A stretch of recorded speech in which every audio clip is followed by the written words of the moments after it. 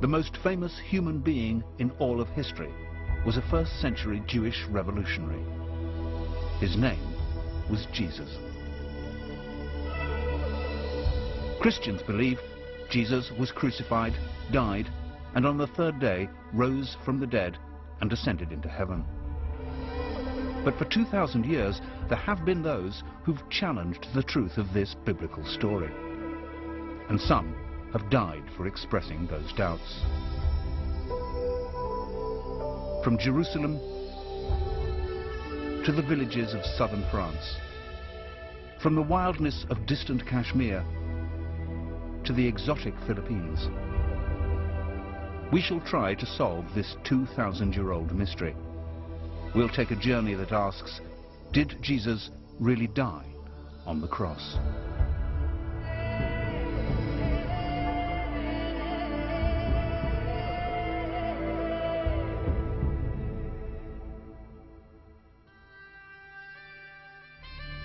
The story of Christianity features not only the most famous name in history, but also the most famous event in history, the crucifixion.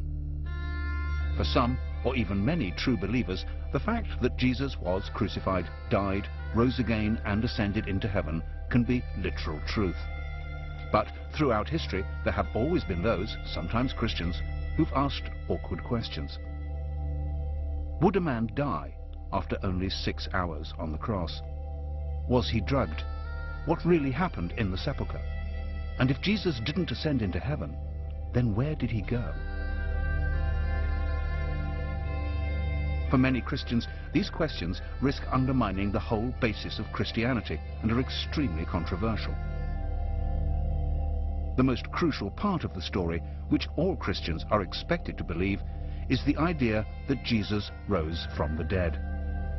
The resurrection. The resurrection is actually the primary story at the heart of Christianity, without which you wouldn't have a movement. You could have Christianity without the virgin birth. However, none of them tells it without a resurrection story. Despite the best efforts of the Church, the resurrection of Jesus and his later ascension into heaven have, for 2,000 years, been fertile ground for heresy. Some people suggest that Jesus was rescued from the crucifixion and escaped to live a secret life in southern France. Some have been convinced that Jesus survived and traveled to the mountain kingdoms of Kashmir, where he lived to the age of 80. With the help of leading historians and theologians, we will examine these most controversial theories.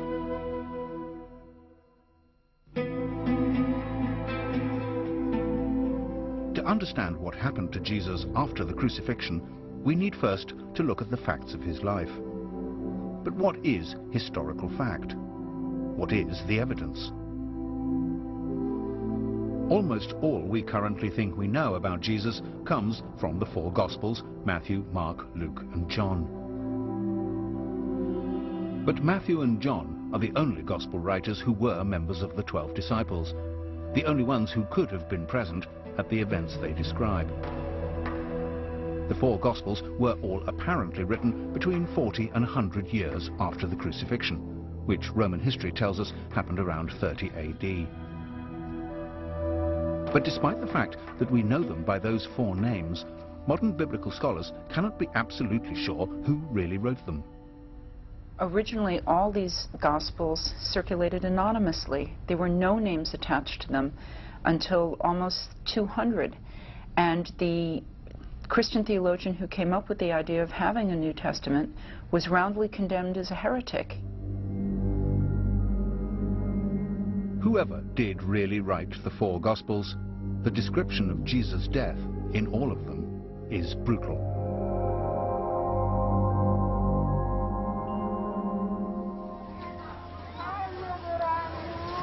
Every year at Easter, Christians in the Philippines reenact the crucifixion of Jesus. They actually volunteer to be crucified. They do it because they believe it will help them to purge their sins. For the onlookers, it's a bloody reminder of what happened to Jesus 2,000 years ago. Crucifixion was the most cruel and atrocious punishment that the Romans could inflict. And it was inflicted only for treason and only on slaves. If you were a nobleman and you were a traitor, then normally you were strangled, something much simpler and much easier and much less painful.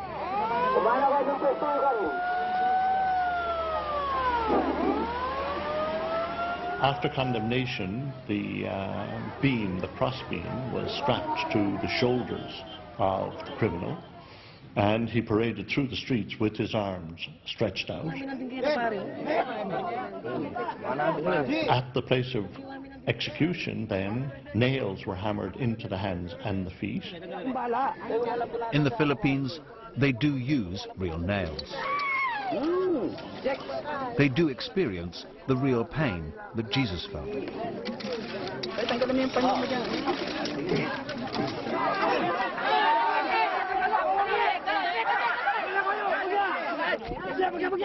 But a man nailed to a cross does not die from his wounds. He dies, surprisingly, from suffocation. Hanging by your arms, the chest is compressed. It's hard to breathe without supporting your weight with your legs. Over time, the strain and the pain make that impossible, and you're unable to breathe. In the Philippines, the volunteers are brought down from their crosses within an hour.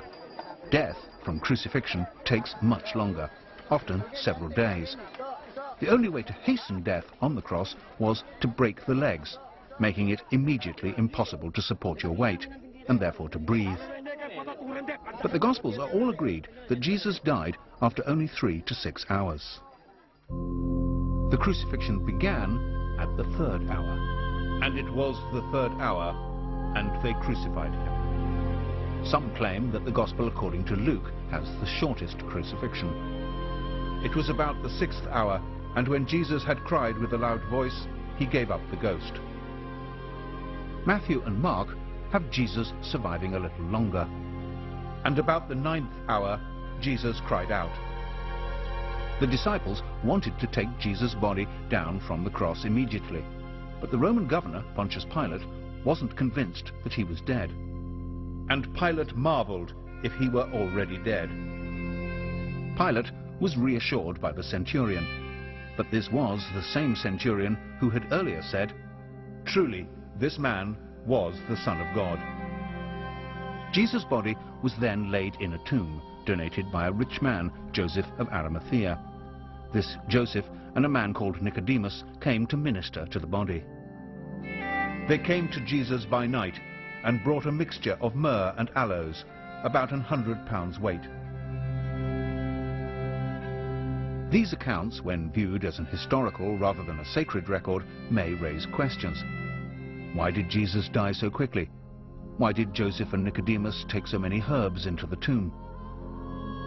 So it's perhaps not surprising that some people have even dared to ask whether Pilate was right to have his doubts, whether Jesus really did die on the cross.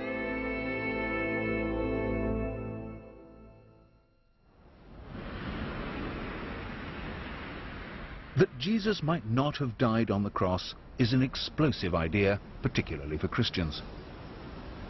In our journey to understand the truth about Jesus' life and death, we need to look further at the biblical accounts of the resurrection. It was here in Jerusalem that Jesus was crucified, and according to the scriptures, rose again from the dead. But in Jerusalem, one is forced to remember that we do not live on a Christian planet. Hundreds of millions of Jews and Muslims may accept that Jesus lived and died in first century Palestine, but only Christians believe he rose from the dead. This is the Church of the Holy Sepulchre in Jerusalem, built upon what was supposed to be the tomb in which Jesus was laid after the crucifixion.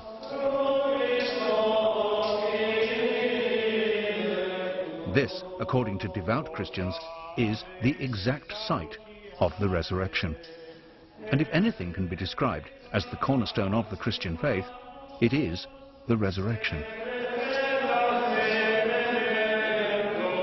The resurrection of Jesus, as far as all the Christian churches are concerned, is absolutely fundamental to the faith. There's no question, in my mind, that it's ever going to be changed. The resurrection may be fundamental to the faith, but in our examination of what really happened, it's hard to find solid historical evidence. The four Gospels all tell different stories. When we read the resurrection narratives, it's like reading four different reports of the same football game in four rather different newspapers. And the fact that actually there may be some disagreement about whether it was a foul or not doesn't mean that there wasn't a game and that somebody didn't win it and so on. If one of them says there were two angels and another one says there was one angel, if one of them says Mary Magdalene was there all by herself and somebody else says Mary Magdalene was there with one or two other women, then these are the sorts of variations that you expect to get, like the different newspaper reports of the football match.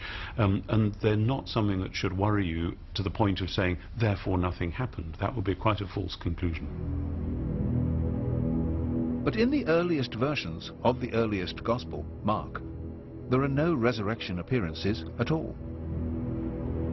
The Gospel simply ends with the discovery of an empty tomb. The last verses of Mark, which do contain resurrection stories, were added 200 years later.